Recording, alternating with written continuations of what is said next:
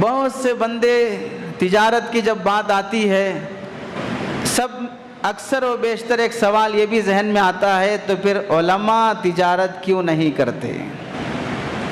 علماء کو بھی تجارت کرنا چاہیے۔ یہ ذہن عوام میں بھی ہے اور یہ ذہن خواص میں بھی ہے۔ یہ ذہن بننے کی وجہ علماء کا معیشت کا نظام، معاشی نظام کمزور ہونا نہیں ہے، اس کی وجہ یہ ہے کہ مسلمانوں میں اپنے اپنے کمائی کے لیے جو راستے ہیں، وہ راستوں میں سے بعض راستوں کو ہم لوگوں نے حقیر شمار کر دیا ہے۔ مثلا پڑھنے کے بعد آپ لوگ ڈاکٹر بن کر کلینک کھولیں تو فخر کی بات ہے، پڑھنے کے بعد آپ لائر بن کر اپنی آفس کھولیں فخر کی بات ہے، پڑھنے کے بعد آپ اپنے سول انجینئر بن کر آپ اپنی آفس کھول کر کمپنیوں سے آپ ڈیل کریں تو پھر فخر کی بات ہے۔ وہی بچہ حافظ بن کر، عالم بن کر مسجد مدرسے کے نظام کو سنبھالے تو پھر کیا بولتے ہیں، کیا کرتے پڑھ کے آپ؟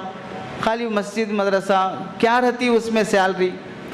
آپ ڈاکٹر بن کر کمائیں، خوب لوٹیں، بیمار سے بھی لوٹیں، غریب سے بھی لوٹیں، پیشنٹ سے بھی لوٹیں، صحت مند سے بھی لوٹیں۔ معلوم ہے کچھ بھی بیماری نہیں ہے، پھر بھی یہ ٹیسٹ کرا، وہ ٹیسٹ کرا، وہ ٹیسٹ کراؤ۔ علاج سستا ہے، ٹیسٹ مہنگا ہے۔ علاج سستا ہے، ٹیسٹ مہنگا ہے۔ 5 ٹیسٹ کرانے کے آنے کے بعد پھر دوائی جو لکھ کے دیا وہ 60 روپے میں آئی ہو۔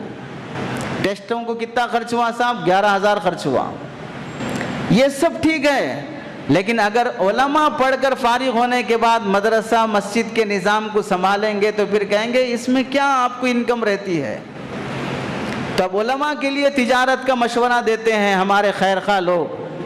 تو یاد رکھ لو، تجارت کرنا بہت بڑی چیز ہے۔ علماء میں بھی 2 طرح کے لوگ ہوتے ہیں۔ بعض علماء وہ ہیں جن کا ذہن صرف پڑھنے پڑھانے پر، مسئلے مسائل پر، ریسرچ پر لگتا ہے۔ بچوں کو پڑھانے کے لیے ان کا فیوچر بنانا ہے تو ان کو عالم بنانا ہے، مارکیٹ کا وہ فارم کی مرغی جو آتی ہے ویسے مولوی بنا کے نکالنا نہیں ہے، انہیں بہترین سے بہترین دماغ دینا ہے، علم دینا ہے۔ تو پھر استاذ کو بھی ویسا مطالعہ کر کے، ویسی تیاری کر کے بچوں کو پڑھانا پڑتا ہے۔ ایسے مزاج کے چند علماء ہوتے ہیں، اور بعض علماء ہوتے ہیں جن کو پڑھانے سے، ریسرچ سے، تحقیق سے، لکھنے سے دلچسپی نہیں ہوتی ہے، ان کی دلچسپی دوسرے کاموں سے ہوتی ہے۔ نہ یہ خراب ہے نہ وہ خراب ہے، دونوں اچھے مزاج کے ہیں۔ تو اب علماء میں سے جو علماء پڑھنے کے مزاج کے ہیں، مدرسوں میں ان کا مشغلہ ہے، صبح شام علمی مصروفیت ہے، انہیں تجارت نہیں کرنا چاہیے۔ اور جو امامت کرتے ہیں اور جو تبلیغ کرتے ہیں، ایسے علماء کو تجارت ہی کرنا چاہیے، کیونکہ پڑھنے پڑھانے اور ریسرچ کے لیے جو دماغ ہونا ہے وہ دماغ بزنس کے ساتھ نہیں ہو سکتا۔ حضرت تھانوی فرماتے ہیں تھوڑی دیر کے لیے مان لو جو مدرسوں میں پڑھنے پڑھانے میں لگے ہیں، ان کو اگر بزنس میں لاؤ گے تو میں چیلنج کرتا ہوں یہ علماء بزنس میں مارکیٹ میں آنے کے بعد جو مارکیٹ میں سب سے بڑا بزنس مین ہے اسے بھی ٹکر دے دیں گے اور آگے بڑھیں گے۔ ہو سکتا ہے یہ کام، لیکن بتاؤ علماء جو کام یہاں مدرسوں میں بیٹھ کے کرتے ہیں میں اس کے لیے 50 سال کا ٹائم دیتا ہوں، کر کے دکھا دو۔ مارکیٹ میں جو کام تم بزنس میں آگے بڑھنے کا اور پیسے کمانے کا کر رہے ہو، علماء آئیں گے تو مہینوں میں وہ کام کر کے دکھائیں گے، لیکن یہ کام جو یہاں پر ہو رہا ہے تم سالوں میں کر کے دکھا دو، نہیں کر سکتے۔ قرآن مجید کی حفاظت، آنے والے نئے نئے مسائل کا احکام کے حکم بیان کرنا، یہ کام مشغولیت کے ساتھ نہیں ہو سکتا۔ اور پھر ہمارا مقصد علماء کی خیر خواہی ہے یا علماء سے بدخواہی ہے؟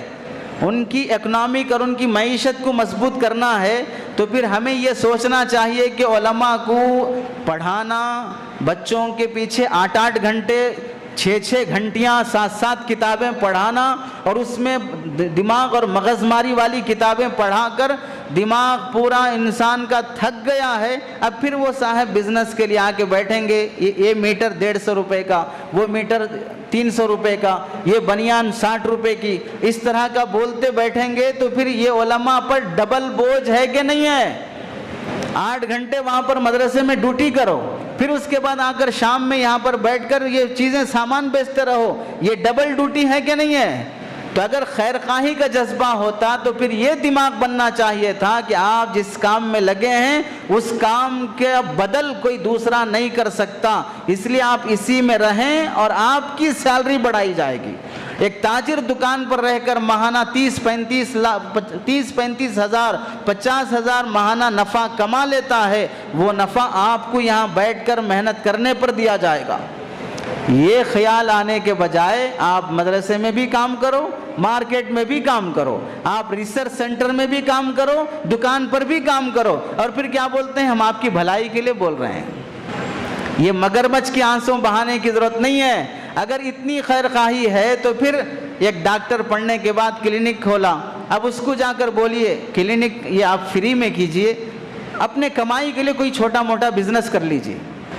لوگوں کا علاج کرنا کتنا ثواب کا کام ہے، تو قرآن حدیث اور دین پڑھنا پڑھانا کتنا ثواب کا کام ہے، یہ فری میں کرو۔ قرآن پڑھانا، دین پڑھانا، حدیث پڑھانا، اور اپنے گزارے کے لیے کوئی دکان کھول لو، تو پھر ٹریٹمنٹ کرنا بھی تو بہت بڑا ثواب کا کام ہے۔ تو ڈاکٹر سے کہو کہ بھئی فری ٹریٹمنٹ کریں، اور پھر بازو سے سائڈ سے کپڑے کی دکان بھی کھول لیں۔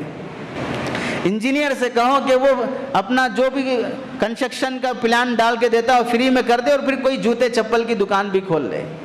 ڈبل بوجھ ڈالنے والے احمق ہوتے ہیں، اور مقصد کیا ہے؟ ان کے معیشت کو مضبوط کرنا ہے تو ان کی محنت کی قدر کی جائے۔ شاید کوئی مسجد، شاید کوئی مدرسہ ایسا ہوگا جہاں پر علماء کی سیلری ایسی ہوتی ہو جس میں عالم فخر سے اپنی اولاد کو یہ کہہ سکے کہ میں دین کی بنیاد پر نعوذ باللہ اگر میرے بچے کو عالم حافظ نہیں بنایا تو بھی میری سیلری اور میری انکم ایسی ہے کہ میں اپنے بچے کو حافظ عالم بناؤں گا، سکون سے جی سکتا ہے۔ پبلک، عوام، صدر، کمیٹی اور ان کی نسل اس بات پر فخر کرے کہ ہمارے امام صاحب کی سیلری اور ان کی عزت ایسی شاندار ہے کہ میں اپنے بچے کو ڈاکٹر بنانے کے بجائے اسے امام بناؤں گا، جو عظمت میں دیکھ رہا ہوں وہ میری اولاد کو ملے۔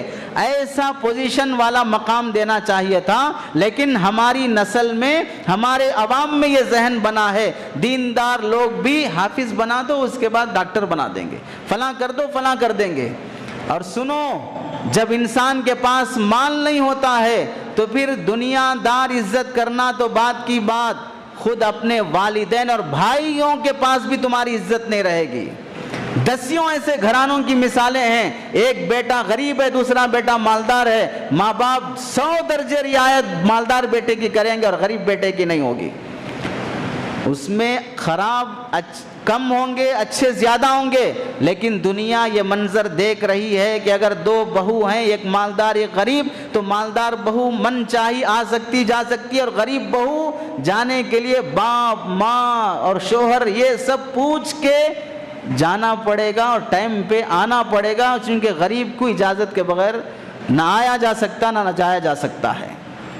تو علماء کو بزنس میں کھینچنے کی کوشش کرنا، اور بعض کہتے ہیں کہ پارٹنرشپ میں کر لیجئے، پارٹنرشپ میں کرنے والے علماء کو سلیپنگ پارٹنر اور یہ ورکنگ پارٹنر، علماء کو سلیپنگ پارٹنر بنا کر ایسا سلا دیتے کہ قبر کے بعد حشر میں چکتے وہ لوگ، ایسا سلا دیتے ہیں کہ آپ تو سلیپنگ پارٹنر ہے، سوتے رہیے، آپ حشر کے میدان میں اٹھیں گے جب سوال کا جواب ہوگا۔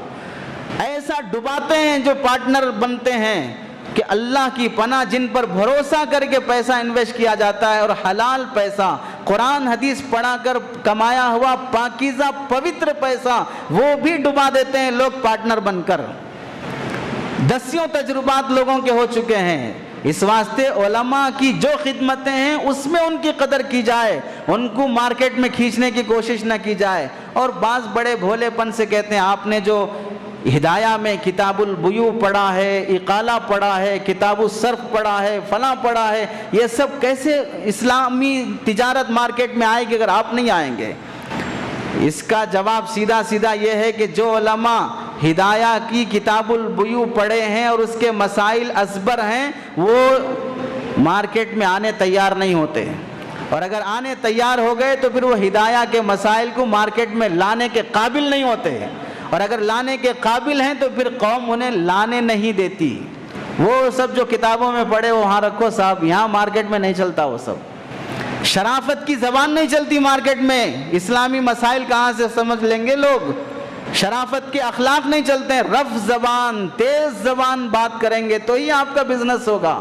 اسی واسطے آج مسلمان جہاں بدنام ہے اس میں ایک وجہ یہ بھی ہے کہ مسلمان مارکیٹ میں ٹھیلا بنڈی سے لے کر بڑے بڑے شو روم میں بزنس کرنے والا بھی ایسی گھٹیا زبان استعمال کرتا ہے، نہ مرد نہ بوڑھا نہ عورت نہ بچہ کسی کے ساتھ سلیقے کی زبان نہیں، ایسی گری ہوئی تیز زبان۔ کہاں سے لوگ اخلاق دیکھ کر متاثر ہوں گے؟ بزنس کی اہمیت اس وجہ سے ہے کہ بزنس کی وجہ سے دنیا کے آدھے حصے میں اسلام پھیلا ہے۔ آپ تاریخ اٹھا کر پڑھ لیں، انڈونیشیا، ملیشیا، بنگلہ دیش، سری لنکا، کیرلا، ہندوستان، دنیا کے کئی ممالک ایسے ہیں جہاں پر اسلام پھیلانے کے لیے صحابہ نہیں گئے، کوئی جماعت نہیں گئی، وہاں پر صحابہ تاجر اور بزنس مین بن کے گئے، ان کی تجارت کو دیکھ کر لوگ اسلام میں داخل ہوئے ہیں۔ کیرلا کی پرانی مسجد 1200 سال کی اس کی تاریخ ہے، وہ مسجد ایک ہندو راجا نے بنایا جب مسلمان تاجروں کے اخلاق دیکھا، ان کے رہنے کے لیے کوئی جگہ نہیں تھی تو اس نے مسجد بنا کر دیا کہ تمہارے بزنس مین یہاں آ کر رہے ہیں، یہاں ان کے میٹنگیں ہوں۔ ایسے اخلاق تھے۔ اور آج کا تاجر بنڈی والے سے لے کر دکاندار شو روم والے تک، چچا لیتے نہیں لیتے، کہیں کو خالی پیلی میرا دماغ خراب کر رہے، ایسی گری ہوئی زبان، اور بازو وہاں پر کوئی غیر کوئی دوسری مذہب کا ہوگا، ایسی میٹھی زبان، آئیے مالک، آئیے سرکار، بیٹھیے سرکار، ایسی زبان اس کی ہوگی۔